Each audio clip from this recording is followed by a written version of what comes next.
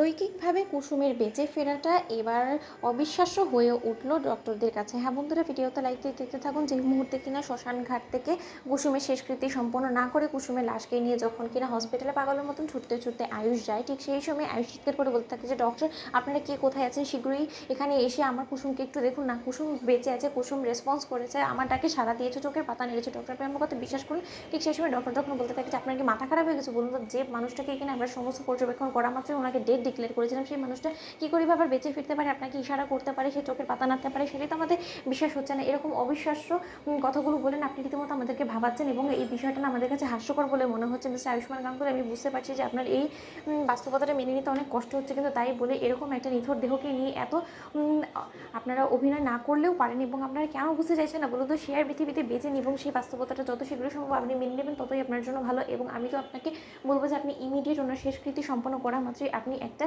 সাইকিয়াট্রিস্টের সঙ্গে কনসাল্ট করুন, কারণ আপনার ইমিডিয়েট ট্রিটমেন্টের প্রয়োজন আছে। ঠিক সেই সময় ঈশান বলতে থাকে, আরে আপনারা কী মনে করেছেন বলুন তো? আমার ভাইদা পাগল, আমার ভাইদা পাগলের মতো উল্টোপাল্টা কথা বলছে, ও পাগলামো শুরু করে দিয়েছে। ও কোনোরকম কোনো পাগলামো করেনি। আপনারা শুধু একবার মাত্র আমাদের কথা বিশ্বাস করে আপনারা ও কুসুমের অবজারভেশন রুমে নিয়ে ওকে একটু অবজার্ভ করেই দেখুন, তারপরে আপনাদেরও বিশ্বাস হবে যে কুসুম অলৌকিকভাবে হলেও বেঁচে ফিরেছে এবং কুসুম রেসপন্স করছে। আপনারা কেন বিশ্বাস করছেন না বলুন? আচ্ছা ঠিক আছে, আপনাদের মনে হচ্ছে তো যে আমার ভাইদের মিথ্যে কথা বলছে, তাহলে সেটা হাতে নাতে আজকে আমরা প্রমাণও দিয়ে দিব। আপনি প্লিজ একবার অন্তত আমরা হাত জোর করে আপনাকে অনুরোধ করছি, আপনি একবার অন্তত কুসুমের চেক আপটা করুন প্লিজ ডক্টর।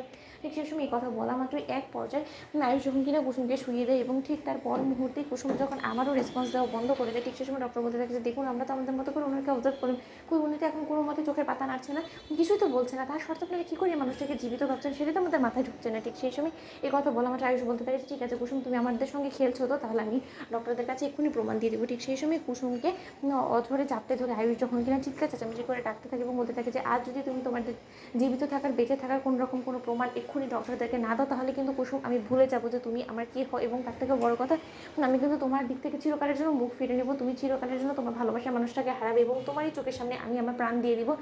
আমি আর কোনো মতেই বেঁচে থাকবো না, তার কারণ বেঁচে থাকতে যখন কিনা আমাকে পাগলে প্রমাণিত করে তুমি ছাড়লে, তাহলে আর এই জীবন রেখে আমি কী বা করবো বলো তো? ঠিক সেই সময় এক পর্যায়ে ইন্দ্রাণী গাঙ্গুলি যখন বলতে থাকে যে আয়ুষ যে চলে গিয়েছে তাকে নিয়ে এরকম খেলা না খেললে কি হয় না? ঠিক সেই সময় এই কথা বলা মাত্র এক পর্যায়ে আয়ুষে ডাকে যখন কিনা কুসুম সাড়া দেয় এবং কুসুম যখন বলতে থাকে যে ছোটো সাহেব, ঠিক সেই সময় ডক্টররাও অলৌকিকভাবে চমকে এবং বলতে থাকে যে এটা কী করে সম্ভব হতে পারে? একজন মৃত মানুষ যাকে কিনা আমরা ডেট ডিক্লেয়ার করে দিচ্ছি, সে জীবিত হয়ে ছোটো সাহেব কী করে বললে? এক্ষুনি আমরা নিজ কানেও শুনেছি, এটা কী করে সম্ভব? ইটস এ মিরাক্কেল ছাড়া এটা কোনো মতেই কিছু হতে পারে না, শুধুমাত্র ঈশ্বরের দয়াতে একমাত্র সে ফিরে এসেছে। ঠিক সেই সময় ডক্টররা অবজার্ভ করা মাত্র যখন কিনা ডক্টররা বলতে থাকে যে কনগ্রাচুলেশন মিস্টার আয়ুষ্মান গাঙ্গুলি, উনি অবশ্যই বেঁচে আছে। তখন ধরে লাইক এবং শেয়ার করে সাবস্ক্রাইব করুন।